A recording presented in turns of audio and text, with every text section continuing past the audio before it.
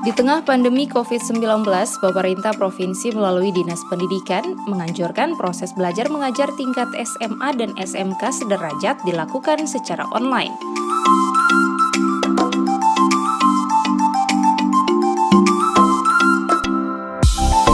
Untuk memastikan proses belajar berjalan baik, Komisi 4 DPRD Provinsi Gorontalo melakukan monitoring di SMA Negeri 1 Telaga Biru, Kabupaten Gorontalo.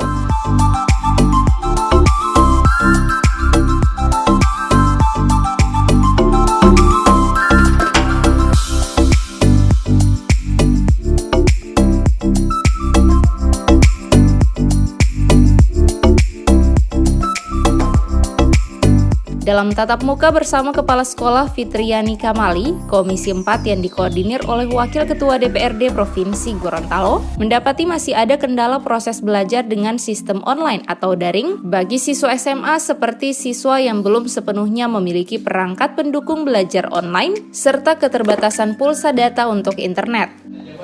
Dan memang sistem ini punya kendala yang juga harus diantisipasi karena yang pertama adalah keterbatasan infrastruktur pendidikan itu sendiri yang harus memakai alat-alat komunikasi sehingga itu membuat pelibatan siswa persentasenya menurun. Ya, sekitar 40% siswa bisa dilibatkan langsung. Nah, olehnya itu akan supaya proses pendidikan tidak terputus gara-gara sarana prasarana pendidikan yang kurang ini, maka oleh pihak sekolah telah diambil langkah pemberian penugasan yang dilaksanakan dikoordinir langsung oleh wali kelas dan guru-guru bidang studi.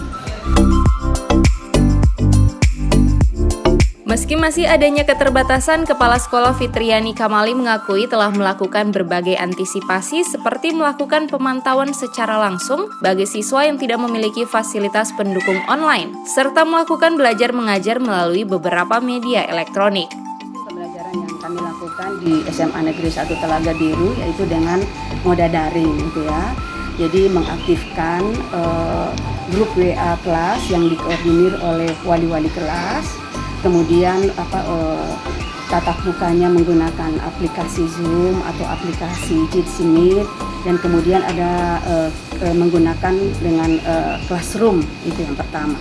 Kemudian yang kedua, kami juga sering memantau siswa, seluruh siswa dalam kegiatan pembelajaran melalui TVRI, siaran TVRI, kemudian siaran Mimosa, ya. Kemudian melalui sarana radio RRI, dan yang terakhir adalah sarana radio RH. Itu sangat bermanfaat bagi anak-anak. Jadi anak-anak yang tidak bisa mendapatkan signal Telkomsel misalnya di daerah Dulamaya Group, ini dengan RRI radio RH itu mereka bisa mendapatkan, sehingga insya Allah ini bisa mengefektifkan pembelajaran anak-anak walaupun belajar dari rumah.